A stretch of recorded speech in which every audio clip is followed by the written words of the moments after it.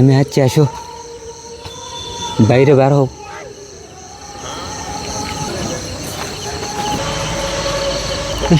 এতক্ষণ দেরি হয় কত?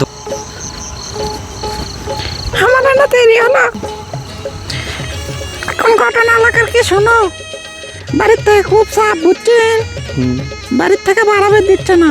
আমি মেলা কষ্ট করে আনো, তো ঘটনা হলো কি আমি তোমার সাথে যাবো। তোমাকে আমার ভালো লাগিছে, যেভাবেই হোক তুমি আমাকে নিয়ে যাওয়ার ব্যবস্থা করো, কারণ বাড়িতে করলে বাপ মা মেনে নিবি না বুঝছেন। তা আমি কেন তুমি ইয়ে করো, ভালো থাকো লাও। আরে দাঁড়াও, না শোনো আগে, দেরি করা হবে না বুঝছা। শোনো আগে কথাটা শোনো। ঘটনা হচ্ছে কি, আমার সাথে যাবা ঠিক আছে, প্রস্তাবে তো বিয়ে হবি না।